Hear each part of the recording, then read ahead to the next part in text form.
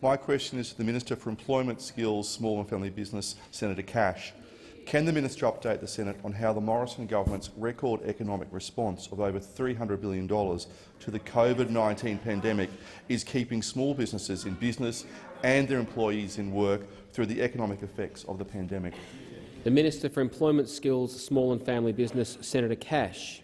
Thank you, Mr President, and I thank Senator McGrath for the question. And, Mr President, as the Minister for Finance has stated, COVID-19, a global pandemic, has had a devastating impact on not only the global economy but, of course, the Australian economy.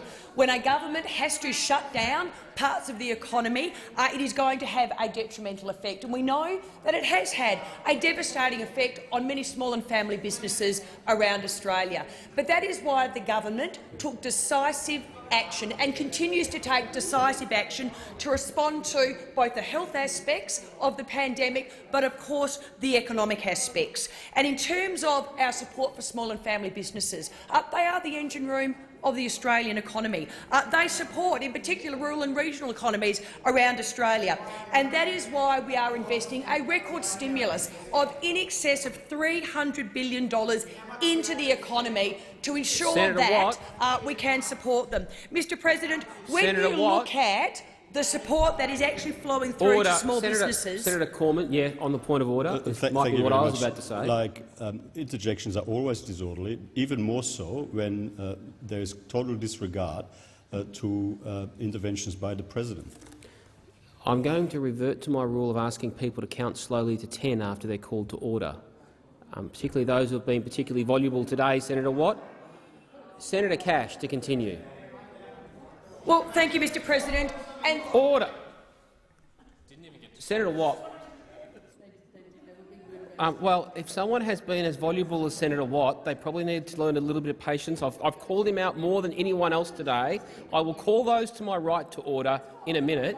But goose and gander is also when I've called Senator Watt more than a dozen times in 25 minutes, he can bite his tongue. People shouldn't bait those who are known to have short fuses either.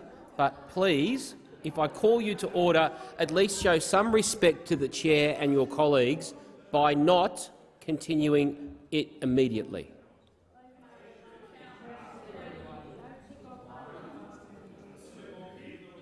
Order across the chamber.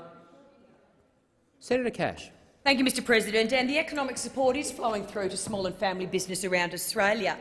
In terms of the JobKeeper payment, we know that it is supporting around 3.5 million Australians to maintain that really important connection with their employer. And certainly yesterday legislation passed this place that will ensure that that support now continues through until March next year.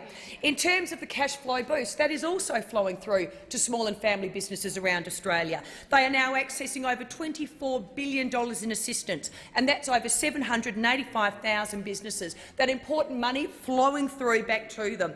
In terms of the apprentice wage subsidy, it's now supporting at this time over 51,200 employers, mostly small businesses around Australia, to retain almost 90,000 apprentices and trainees. Small and family businesses, they are the backbone of the Australian economy, and the Morrison government will continue to support them. Senator McGrath, a supplementary question.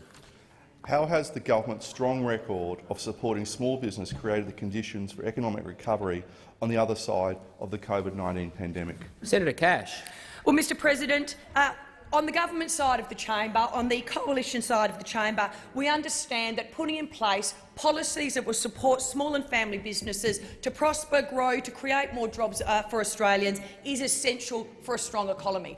And we've had a record of that since we were elected to government. In particular, though, fast-tracking tax relief for small and family businesses around Australia, because we know that it's their money. The more that we can give back to them, the more that they can invest back into their businesses and create more jobs for Australians. But of course, ensuring small businesses are paid on time through a range of initiatives, but in particular including the government's own payment policies.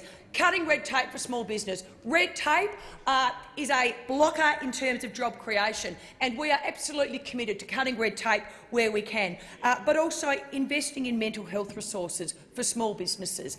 So important given the devastating impact of COVID-19 on the economy. Senator McGrath, a final supplementary question. How will the government's JobMaker plan support small businesses to create jobs and support their communities as the economy recovers from COVID-19?